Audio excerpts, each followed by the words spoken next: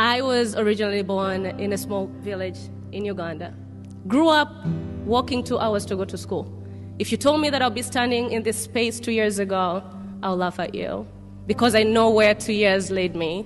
I take no minute for granted because of the journey I've lived.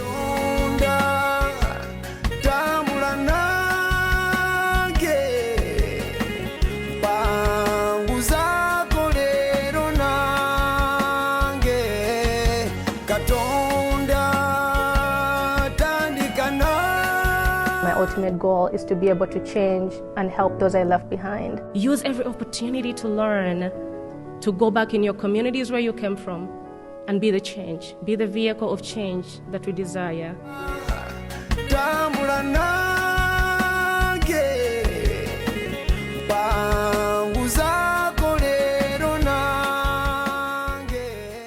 I was originally born in a small village in Uganda. Grew up walking 2 hours to go to school. Yes, good evening, viewers. How are you doing? Good afternoon, good morning, wherever you are, depending on where you are, we greet you. Thank you for joining us tonight. Tonight's story is a breaking one. I'm joined in this studio by two strong ladies. Most of you have heard about the Uganda North American Association. This is an entity that brings the Ugandan diaspora together. And so tonight, in this breaking show, I'm privileged and honored to actually have two amazing women. One is the current Vice President of the Ugandan North American Association, which I will consistently refer to as Unaa, Lydia Natoolo. And I also have the current Speaker of the Uganda North American Association, Afande Momo. Maureen Kalemba, whom we commonly know or refer to as Afande Momo. So both of you, welcome. And could you say hello to the viewers? I'll start with Afande Momo and then we'll end with the Vice President. Thank you so much, AITV, and thank you for having us with a short notice. Thank you, Rogers, for honorably moderating us. And thank you, Salongo, behind the machines, doing the wonderful work. We don't take this for granted. We are honored to be here with my lovely president, Lydia Natoolo, all the way from California. She stopped in Chicago and then afterwards came. Yeah, it was a tough time to reach here, but you made it. Yeah, yes, you know, never quit. That is the whole point. So we're here. We are really trying to put Unaa to the forefront with team unity, and we are advocating for transparency, accountability, results. Awesome. And we have feedback always minded people. Awesome. We need always feedback because we can't operate without it. Without further ado, I want to pass on to my president, whom we've just learned has just got off the flight to head to the studio. Yes, sir. Wow, I'm so I don't know, curious to know whether you're actually managing very well. I always say that with God everything is possible. Awesome. I'm so grateful that I was born in the church. So thank you so much for having us on such a short notice. Anytime. And the team behind the camera, my soon-to-be executive secretary, Madam Speaker, the Iron Lady, that we call her Mama Council. Mama Council. This woman has shaken the organization, and with truth, not just organization, even me, she checks me up. And I think that's what leadership is all about. So I'm grateful. I've been sending some messages with this tired face. I'm at this airport, stuck for 6 hours. There's something happening in the air. They've canceled flights. They've changed flights. But I knew I had to be in Boston. Awesome. I'm so grateful to be back in my home away from home. Awesome. I call it my first home, where I landed 21 years ago, lived here for 10 years. Awesome. And I know so many of my friends and family and my spiritual fathers, spiritual mothers are watching us today. And across the diaspora. Yes, I am the Vice President of Unaa and soon to be the next President of Unaa. Awesome. So I'll start with you. The current Vice President and soon to be the President of Unaa. So I know you've mentioned you've been traveling across the country, and I know you've been interacting with a lot of Ugandan community members. What are some of the outstanding issues that you've come across, and what could you say about that? Thank you so much for such a great ask. This is my 6th state now. And I was in Houston, I was in Michigan, I was in Dallas, I was in Chicago, and then, here in Boston. But one of the things I realize is our people are yearning for community. Why do I say that? Unaa, Uganda North America Association, is an organization that literally covers just not the United States, but also Canada. Mm-hmm. So if given, we could be more than 150,000 of us. And I remember the first times I went to Unaa, there's a time we had 2 hotels booked, 4,000 people showed up or more. Yeah. But now numbers started to drill down and you question yourself why. So along the way, and I want to thank most of the leaders who have built this organization to where it is today. It could not have stood for 33 years, but also there's always like the bad apples in the game that have also shaken our organization to the other side, where now we have another organization that came up all of a sudden. And people are frustrated about what is going on. That is lack of good leadership. That is people just going in for their own good. And only them wanting, it's for God and my stomach, apparently, right? But when we came into this organization, which is two years ago, when we ran, I came from a different slate. I ended up on an executive that was cohesive together. But traveling through the communities, I've learned a lot of our people are asking, what does Unaa do for us? Mm-hmm. But at the end of the day, we can also say, what are you doing for Unaa? You Ugandans in the diaspora. This is our organization. But because we have some leaders who have made some people look like, I don't want to be part of this. There's no transparency. There's no accountability to the finances. There's nothing that Unaa is bringing to the communities. And that's where we're jumping in to say our team unity, is going to do this. This is it. We have a social contract to the community, to Unaa members. We are actually going to sit down and talk with the people, not talk to people, because that's what most leaders do. People think titles is all that. So when I was in Houston, I was actually there with the embassy, helping people have the Ndangamuntu, the ID, whereby now we all know if Ugandans don't understand this, you cannot even have a cell phone when you go back home without that Ndangamuntu, that national ID. You can't purchase any piece of land. You can't purchase any piece of land. You can't do anything. You can't start a business. Just that documentation. And that is one of the things, actually, when I came into office, I started connecting with Ambassador. I'm like, we need to bring these services to the community, right? So that's one of them. I look at our young generation. right? Somebody might say, hey, Lydia, how old do you think you are? They might say you're part of the young generation. Yes, of course. And that's why I want to inspire the other young girl out there. Somewhere in Waltham, in California, in San Francisco, in Canada, or a young man out there, that you also have a seat on the table. Everyone has a responsibility to give back to their community. And leadership is servant leadership, which we are bringing as Team Unity. We are not here to take titles. We are here to come and serve our people. What is that Team Unity? Team Unity is our team. Oh. We are 20 of us. Awesome. That is our tag, right? We're talking about immigration troubles, and those are some of the things we've done. And I say we, pretty much that's what I brought on the table. That has been one of our success stories. We've been able to take out almost 7 of our brothers and sisters. One of the stories, a mother of 2 who was in an immigration detention. Some of them are young men who came here and they don't know actually where to go. That's why when you talk about the Mexican caravan during the Trump administration, I want to ask how many Ugandans know that there were actually our Ugandans on the other side of Mexico. Coming into the USA. Coming into the USA. We all come to this country for a better life. But you know, we have our brothers and sisters, their first home is a prison. They call it immigration detention, but it's a prison. My secretary-to-be, she's a lawyer. She travels across the diaspora to go and stand and plead for them. So that's the work we've done. And that's why our team, when we're united with this team that we have, these are people who have been serving in their community.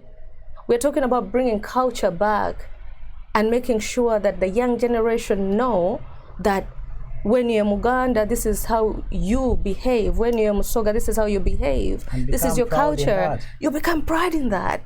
Our children here, I know one day God will bless me with one, but our children sometimes they don't even speak the language of their father, of their mother. So these are some things we need to do. We need to build a home for Unaa. When I've been in these communities, they're like, but do we have an office anywhere? For 33 years.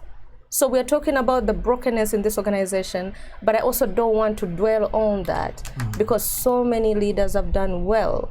But we believe our team, given the almost 2 years we've been in this organization, we've realized there's so many things we need to change, and we need to speak about the brokenness so we can find solutions for them. Absolutely. Yep. Thank you so much. Afande Momo. Yes, sir. My homemate in Massachusetts. Yes, and Tell us about Massachusetts. You take over me. Yeah. So you were in the position I was some years back. So we're glad to have you as our moderator. Oh, because you know the organization so well and you served in it. Yeah, the takes for my community mostly are the financial sector.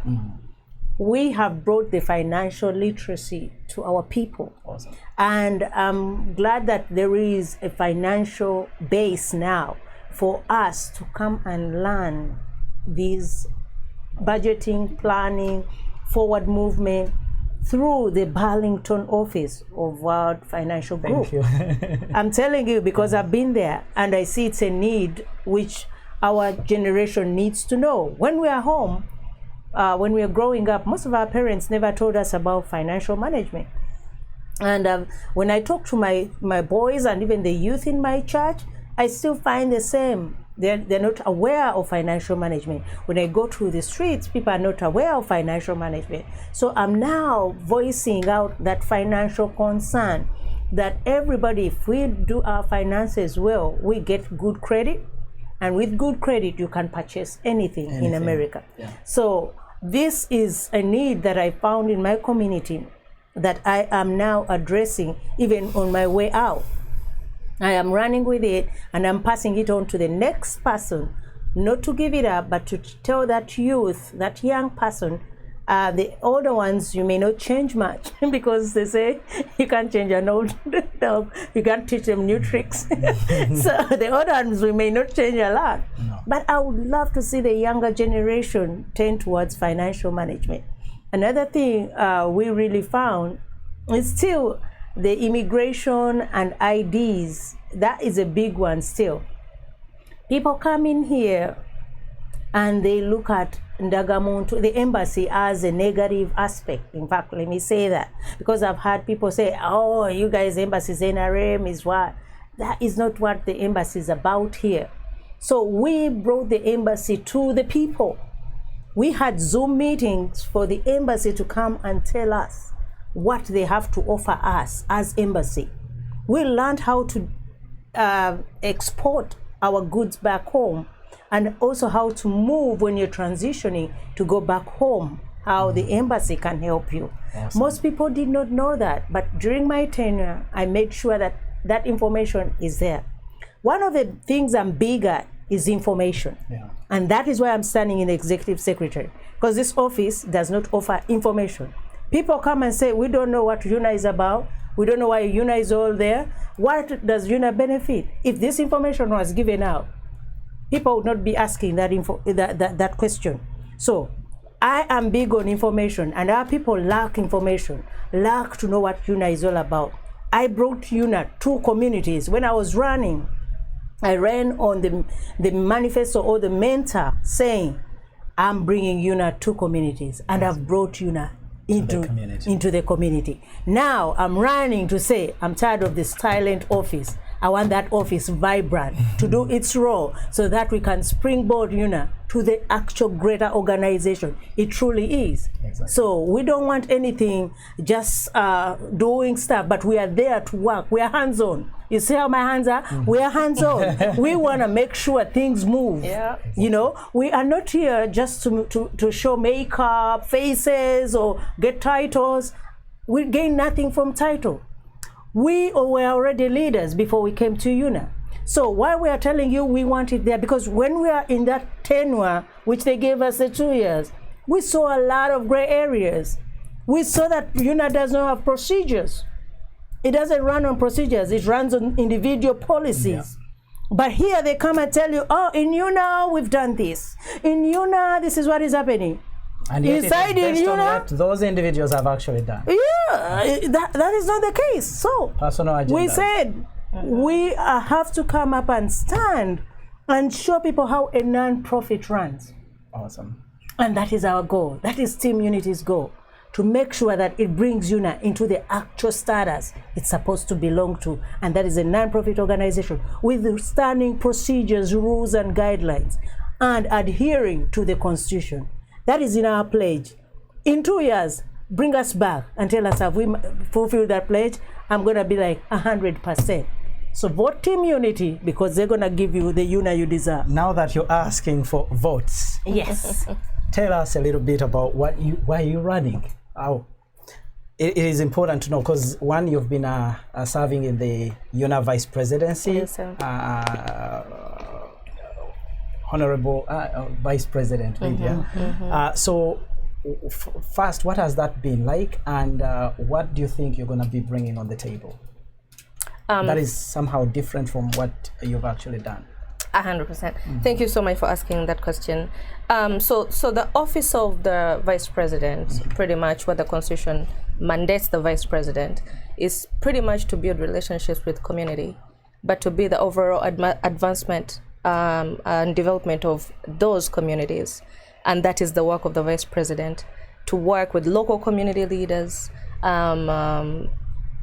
seek what they lack, or also partner in a different way. What have I noticed during my tenure? It's pretty much coming into an office where there was no manual, right? What Afande Momo has just spoken about as well. Yeah. There was no manual for the office. So you're pretty much going to ground zero and bringing your dream to what made you actually run. And just like Afande Momo said, our next executive secretary, I came in here with, manifestos are manifestos. Somebody can promise you heavens and earth, right? But we came in to say, my slate that I was working with, youth empowerment, making Unaa financially stable, but also working on our immigration narrative.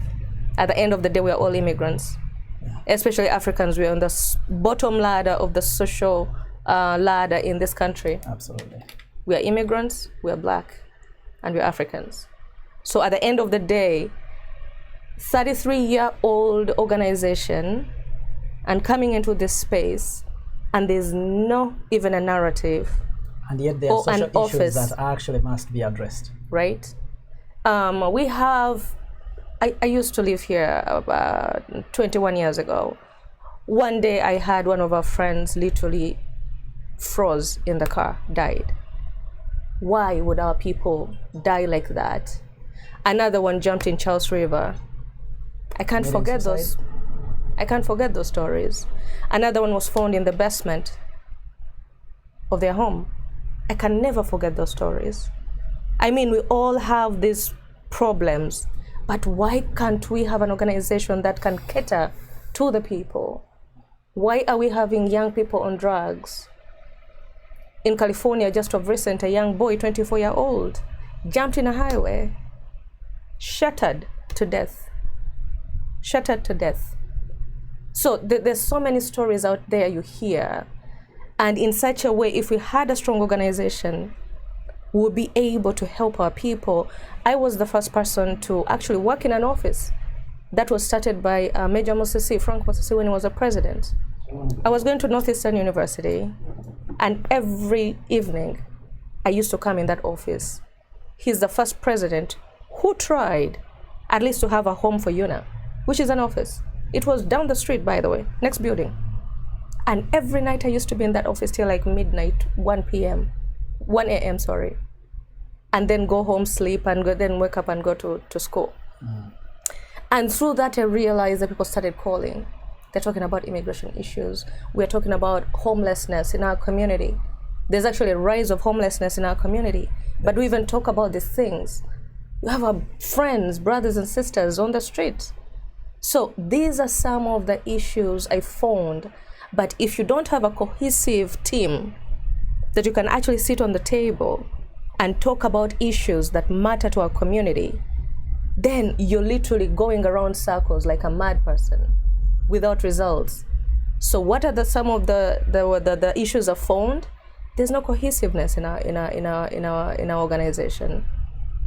It is all, there's a dictatorial kind of, it's either my way or no way. You're just a vice president. But then they don't understand that whoever comes into leadership comes with a plan. Nobody decides to run just because they don't have anything to offer. But if we can learn to work together, that's why our theme is team unity. Then we can better serve our communities. Because we have people who are dying every day. We have young people who are on the street who just want somebody to mentor them. Awesome. Right? So our plan is to provide services, just like I said. We have immigration troubles. Why can't we have lawyers, more than just Afande Momo, who can travel and stand and plead for the case of our people because there's no crime they've committed? Why can't we have mental services for our people? Why can't we have scholarship resources for our young people who want to go to school? And then we have so many things we've done actually. She talked about the emergency fund. That is an idea Afande Momo had from day one, Madam Speaker. They were able in a council to create guidelines for that. Why? Because our people die out of nowhere. Or you have somebody who cannot pay rent. Why can't Unaa step up and help somebody for a month and then tell them when you get a job, bring it, pay us back, right? We are talking about that. They need the buffer. Yeah, transition. They need the buffer, yeah. And that's why an organization is for. Unaa is supposed to be a home for both Ugandans in the United States and in Canada. But for so many years, Canada has been left behind. I started the first forums when I went into office to talk to the youth in Canada, to call community leaders in Canada. We've actually brought 5 leaders, council members from Canada to join our team. Ask any leader in Unaa, any president, whether they've ever done that. And we actually had an entire 8. Unaa has to have 8 members from Canada to come and be part of the council. But because of time and, some of them could not pretty much be able to hit the time. We lost the others. But we have the biggest Canada team on our team. And again, I emphasize immigration as immigrants. There's no reason why our brothers and sisters, Ugandans, are in prisons for no crime. The only thing they want is to have a better life. And those are some of the things we can go on and on and on. And we also want to redefine the relationship between Unaa and Kampala and the government. We'll talk about that later. Talk about that. Thank you so much. Afande Momo. Yes, sir. I know you're running for executive secretary. That's a very interesting position. A lot of us, actually, when I was in Unaa, I didn't really realize what the executive secretary actually had to do. so I'm my point exactly. Thank you for just like the others. I want to know. Mm-hmm. So tell us why you're running for that. I know you've mentioned about the great things you hope to do. You could have more. When I was in Unaa, I found that this position of executive secretary is the pillar of Unaa. And the person who holds this position should be able to market, publicize, hold accountable, keep records, improve. Generally, we should be rotating around the secretary, okay? Because that is the beacon of hope for this organization. You find the secretary is more covered, and you find it's only about the president. But the president has to operate with the secretary, because the secretary has all the arsenal for the president. So in order for the president to be propelled further, the secretary has to be in alignment or lined well. We found why Unaa is having these problems. They don't have a well-aligned secretary, because that person has to have a backbone. I'm a non-commissioned officer, and that is the backbone of the army. Okay, I have a backbone. You're not going to sway me east-west. I'll tell you what it is and what it's supposed to be. So if we get such leaders in the secretarial role, the president will align with the organization. Why we're having a broken system? Because the secretariat is down. So I come up, I'll align my president, okay? Because I know that I can align my president by doing the right things as the secretary and springboard Unaa to the greatest organization it is. So that is why I'm coming into this organization, because this is a broken office. Right now, as I'm telling you, it's broken. People are struggling with registration. Registration has been registration. We have been singing a song. The secretariat is quiet. When after we told them, can you at least get some tutorials, videos, something? Keep telling us it's an election year. You don't have to give us one video and keep quiet. No. Information. Give it out every day.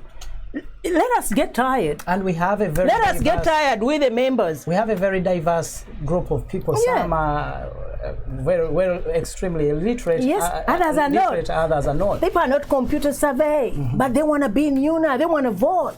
Come out, tell them, educate them what they're going to do to vote, to be part of Unaa, to take the organization to a better level. You keep the information to yourself and then bring it out at the last minute. How is that Ugandan going to appreciate you? They're not going to appreciate your organization. They're going to be like, those are last minute people. So I'm glad that we're pushing hard, that now even you have your program out. That's a push. I'm glad we are pushing out, that now the system is working. You can now log on and register, because sometimes it was blocked out. The time that she was supposed to submit community emergency fund, the greatest failure wasn't on her part, was on the secretariat part, because they did not give her the aligned registered members. She would not, in all rights, take in an old list, because those are expired members. We do not have anything saying that they are in good standing. So we had to have members in good standing. So they had to produce to us a list which she should take to the embassy with membership in good standing. That is not the VP's failure. That is the secretariat failure. That office needs to wake up, and time is now. And that's why I'm going into that office, to wake that office up. Thank you so much. So as women leaders, Uganda is a patriarchal society. Right. And we still have those challenges as well in the US culture. Of course. So I know that being leaders, but as well as being women, there are challenges you've encountered. Tell us about those challenges. I'll start with you, Vice President. Thank you so much, sir. Most of the time, I don't focus so much on the brokenness of our story, because I know women are more powerful when they stand together for good. That is the bottom line. But when you're working with someone who does not even value your space, that is where the brokenness comes. So women are the most powerful leaders this world will ever have. And when you put a woman into leadership, you give her that mantle, and again, it's not power, it's not titles. A woman is nurtured to serve. As God created us, we give life. So when you have women in leadership, but also women who can work together for the good of others, that's a game changer. The brokenness can be if you're working with another woman, again, who doesn't value you or doesn't want to work with you. That's when we cannot bring any good on the table. So for me, my message is women are the most powerful leaders in the world because they were created to give life. And the minute you put women into that space, and those who can actually work together, that's why we're team unity, it's going to be a game changer for Unaa. Awesome. Afande Momo. Yes, sir. As a council representative and speaker, what are those outstanding challenges that you've had as I got the biggest challenge, and that was divide and rule. Oh, tell us about that. Yeah, we got that in the council. So they tried to split the council into two. And that was not respecting people's offices. What we found is that everyone wants to go into somebody else's office, but they don't want people to come into their office. We wanted to leave everybody's office to do their role. And we wanted council to stay as council. Division of power. Yes. But we found that in council, when you're trying to implement policies, they tell you, oh, this person is not God. So they're trying to tell you they cannot do the things the right way.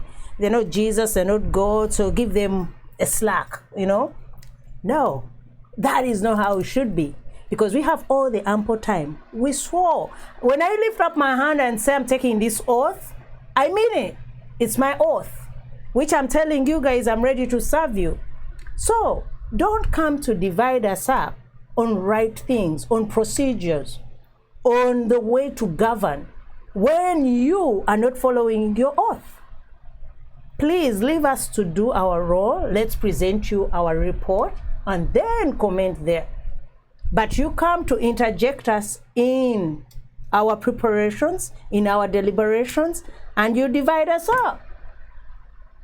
And then you come and say, no, council doesn't like me, or council leadership is against me. If you don't mind, could you share who is that? No, I'm not going to, because it is evident. It's more than evident. We don't need to have names, but it's evident where I'm driving to. So if this is what is going on in council, council is there really to tell you, to recommend, table, approve. Why would you jeopardize such an organ? I think it's one of the organs that should be supporting you in your leadership. But if you try to sabotage it and make sure that you tell other councils not to come for meetings and only come when you want your vote of the budget to go through, you call them all up, hey, go now, go. And then now we have a quorum because there's something you want to pass through. But when we are really deliberating, you go like, ignore them. No, that kind of leadership should stop. We're tired of kakuyege in Unaa. Within Unaa. Yeah, we are tired. That politics should stop. We go in to serve, you better serve. You don't come to serve an individual. I'm not going to serve Natoolo. I'm not going to serve Bakasara. I'm going to serve Unaa, the members. If Madame Natoolo comes with something which is contradictory to what we offered and what we're serving in Unaa, I will tell Madame Natoolo, that's a no-go. If I come with something which is contradictory, all my team are going to tell me, Madam, that's a no-go. If we learn to listen to each other, network, because we have taught teamwork. In Unaa, I don't think there's a team that has worked to its excellence like the council leadership. We are 3, okay? She heads the council because she's VP. But we're 3, Mr. Bakasara and Mr. Mike Mukasa and myself. We have been a team. We cross-check each other. We tell each other, yeah, big and small words. We really table each other out. But when we come with the interest of Unaa. We do not come with personal interests. And that is what Unaa leadership at the top is lacking. It is so personal geared and not Unaa geared. We come now, today, and tell you, this organization should stop being individual because we are not individuals. They even reach a time to tell you, Mr. Muyanja, that if you're tired of Unaa, go. Even people in Unaa causes formed it. Why would your leader, a whole leader of an organization, tell people to leave? Are you leading? You need to encourage people to come in. And then you come here and say, oh, we need VP votes and everything. Whenever a person challenges you, that person is against me. If somebody challenges you, that person does not want Unaa, those people should leave, form their own organization. Why? We form the leadership that is going to host you out so that we can get our leadership that caters for the people. We are tired of individual leadership. Thank you so much. So there are 2 outstanding issues that I think I wanted you to highlight on, and you can piggyback each other. One is the Uganda government's involvement in the Unaa affairs. I think that I personally found that extremely challenging for the ability for the organization to stand alone and run effectively. I'd like to know what your perception is on that and what you hope to do in that regard. The other aspect is the ability for the institutions within Unaa to effectively perform, because what we've had is what you've actually spoken about, having leaders who are there to self-serve. I understand that there are existing platforms, or rather instruments like the Constitution. I don't know, now that you've observed that happens, because we believe that the leadership has the obligation to actually clean the house and be able to create effective entities. How do you hope to utilize the existing instruments to actually clean house, or we can just hope to wait until the terms of office end for us to be able to proceed and have new regimes come in force? Okay, what I've really, I'm going to start with the last one, and Madam VP can handle the first one. I'm looking at that we have gone into the Constitutional Review Committee, okay? And it came to council. It's one of our successes. We were able to discuss the draft of the 2023 Constitution that will be coming out. And in there, we have made measures on how to counteract that individual leadership. And we are saying that the procedures, we are putting the bylaws, the standing procedures, and the Constitution as the supreme laws for Unaa leadership to ever go by. And there are penalties now, which I really love, which is coming out, because a Unaa leader, why they've been behaving the way they've been behaving, there are no penalties. Okay? And there's nothing like somebody swindles Unaa's money and goes home. And another one comes and says, sponsors have given me this, but when we don't even have anything to really say this is what exactly the sponsors gave you, but you're into the sponsor arena, sponsor. Okay, we want the sponsors to bring their letters. We gave this, and we really see that check come in like that. We don't see all that. All we know is that sponsor gave this amount of money, which is put to us in black and white. Okay?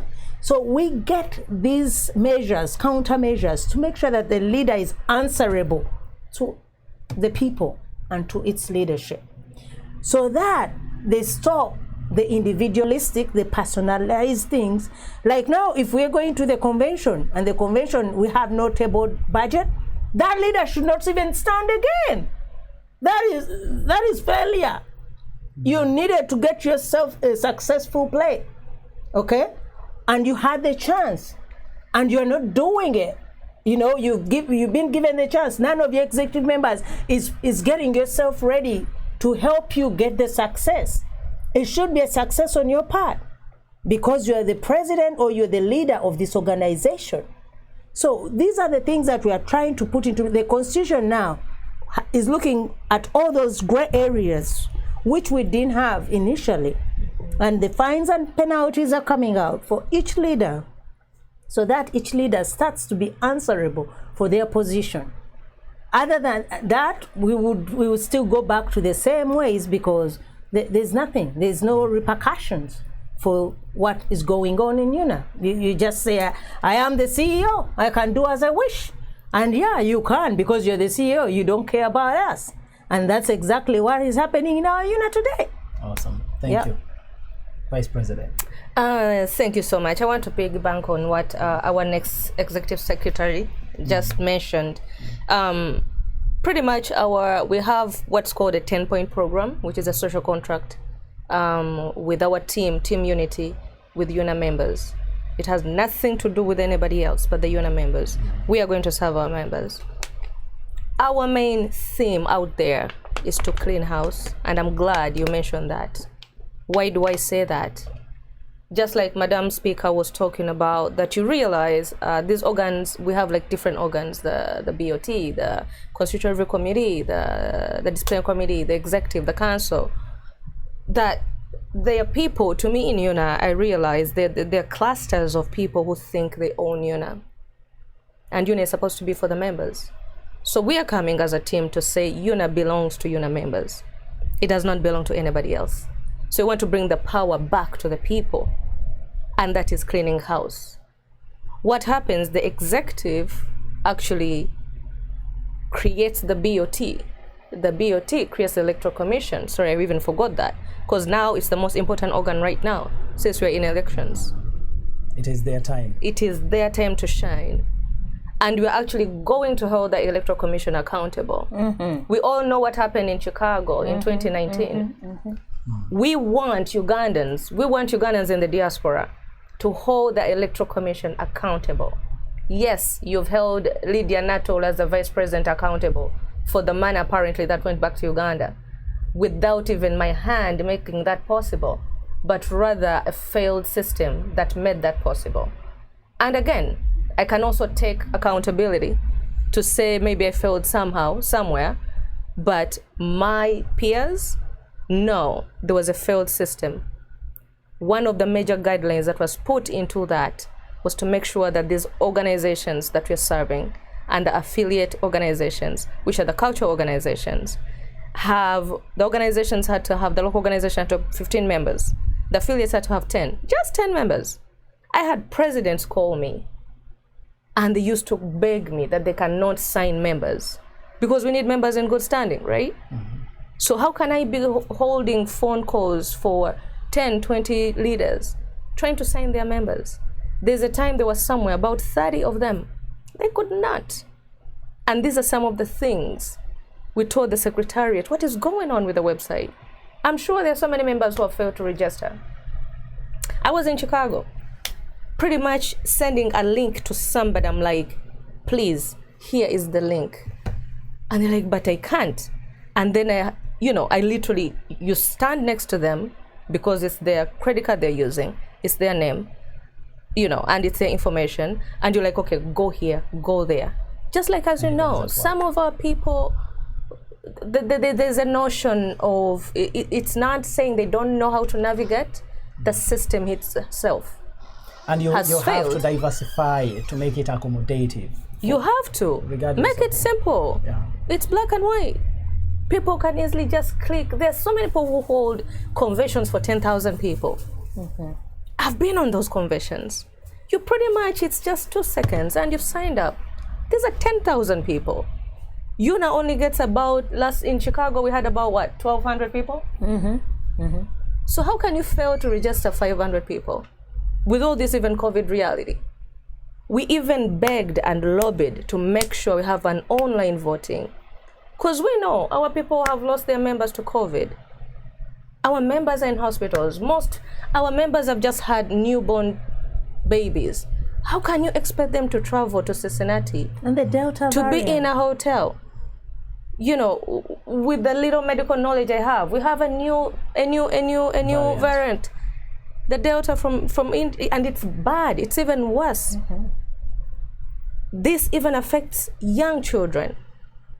The one we had before, the children were spared. But now everybody is literally at an alert. And that failed too. So those are some of the failures. And again, when you go in a board meeting and you only have one vote, you're the only one voting to say, no, this is not right. But then the rest vote and say, no, this is right. We live in a democratic world, right? You have to let it go.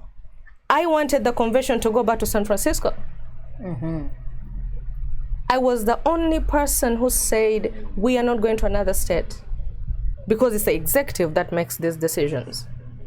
But again, why did we end up in Cincinnati? When our members, they had a community team, a local team, organizing a convention. And all of a sudden, we just dropped them like a bad habit. And we took a convention to another state. So those are some of the things we've realized in Unaa, and saying, this is not going to be a personal decision. We actually need to take the decision to the members in the community. Where do you want to have a convention? Let us have a poll. Why is just 4 or 5 people making a decision where the convention has to be? At the end of the day, when we go back to the question you asked me about the government, the Ugandan government and Unaa, I want to let our leaders know, our members know, that Unaa is a non-profit organization. It's supposed to be run as a non-profit organization. Along the way, some leaders decided to have political interests. And that's where I always say there's an invisible hand in Unaa.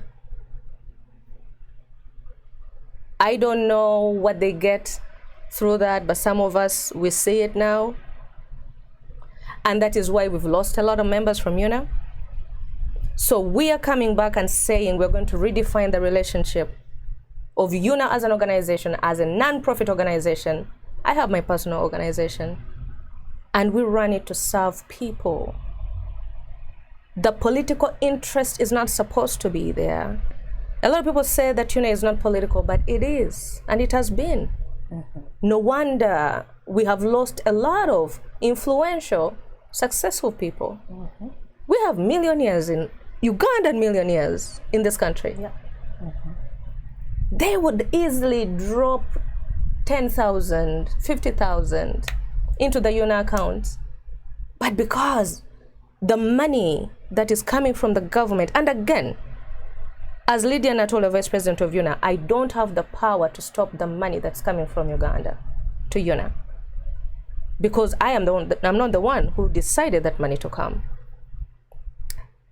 I held a leadership meeting, and I called all the leaders to come and talk about these finances. Some leaders were for it, some leaders were not. So where do we find that balance? We are taking this issue to the AGM this year. And again, this is what Team Unity is going to do. We are bringing this issue back to you, Unaa members. You are going to decide whether we still need this money to come to Unaa. And if you don't, then we will also make a decision. We need the voices of the people. That has been the missing link in Unaa. The people have not been having a voice, even though they've expressed their concerns about what is happening, the brokenness of Unaa. And again, there's so many successful stories in Unaa. I don't want to debunk that. But this particular issue is leaving us broken. And if we don't bring it back to the people, Unaa belongs to the people. And that's our mandate. Thank you. I want to just read a few comments, and then I will go to the last question, and then we'll wind up. Okay. So there is a gentleman, Muchibi Robert Semakula, says, Unaa still has programs, and up to now, it has no projects. How do you intend to come up with projects for the community here and back home? I don't know. Can any one of you address that? Yeah, we have community projects. Like we've told you, in the council this time round, we passed through community projects. They are in the works. One of them is we were trying to, in the community emergency fund, that umbrella had the insurance company. It had terminally ill people, unemployed people, those who are in the transition coming in. That program is going to kick off. How to implement it? We are implementing this program via the fee, the $20 fee or $50 fee you give in Unaa. Okay? That fee, we will take off a certain portion, even though it's $5, to go into the emergency fund. The drinks you drink at the hotel, okay, will have a certain percentage, $1, which will still go into the fund. By the time we finish the convention, every Ugandan has contributed into the fund. This project will be able to help that non-Ugandan who doesn't have a social security number, who is undocumented, but is still in America, because we're not going to tell you go back home. No, you came for a better life. And if you can live in a way you can live in the community, we welcome you. But if something happens to you as a Unaa member, we're gonna put up and say, hey, this in our fund, we can help you with this. And yeah, you can go, that's how Unaa can lend a hand. Then we have that one that is coming up, the life insurance. It will also come up, because it just needs certain guidelines, which it has not fulfilled yet. But if at all the person who presented it on the table comes back to council, fulfills those questions, there are like 4 or 5 questions which she did not answer. And if she does answer them, that's a beautiful program too for Unaa, life insurance and repatriation. The repatriation is a program which they married from another country organization which has already done it, and it's successful. So they just like brought it in to us because it's a successful story. The other side, we believe it's going to be a successful. It has already been tested. So I think those programs, the 3 programs, if they run together, they're going to help a Unaa person who is undocumented, or the ones who are documented and can't afford the other exorbitant prices. So they would come and say, hey, we would afford the one for Unaa. These life insurance policies are everywhere. That's why we are like saying, Unaa, we have Gwanga Muje here. We have something in Washington, D.C. We have Prime America. You guys, what financial group have another one. Everybody is selling what? Life insurance. It's up to you, a Unaa member, to say, do I want the one for Unaa? Is it viable? Or I would go to the World Financial Group, or from America, Liberty Mutual. Which one should I go for? You know, it's up to you. Variety is a spice of life. So you need it and use it as you want it. So that's why we are not like putting it at the forefront, because we don't want to take you away from the actual companies which offer better opportunities, to bring you down to our level. Our level is a rescue. We are rescuing you. That is our level. We're not trying to, because we don't have the finances. But if we get the finances, we shall build that Unaa insurance to the glory it has. Yeah. But right now we are starting as a rescuer, you know. So that's why we always let you know there are other options. But if you want us, we are also here. So those are the projects I find that we have done. Other projects that have been in the making, I do not know them, because when I came in there, we were still looking for them. And none. Which project did you leave in the council that they were running over? We left a few. Which well, we worked on the constitution. Yes. But when the systems and we've been working on the constitution up to today. When the systems are ineffective, I know we brought on board certain systems that we hoped would become effective.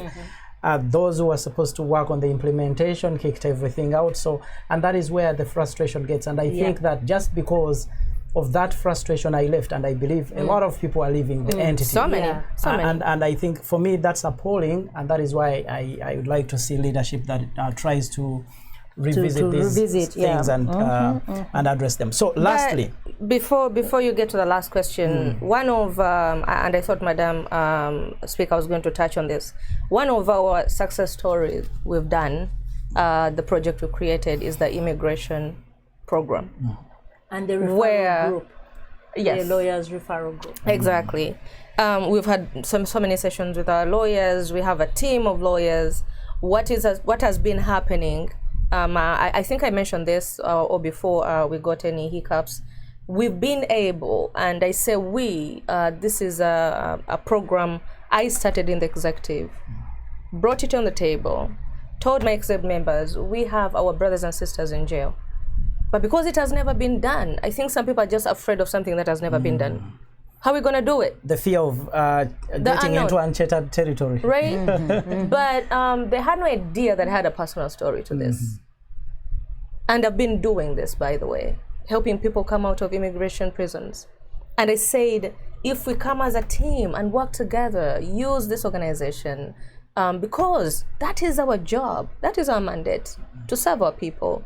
So far, long story short, we have 7 of our people out. And one of them, I say, can you imagine being a mother of 2? Madam Speaker is a mother of 2 handsome boys. Imagine being in a prison with your children.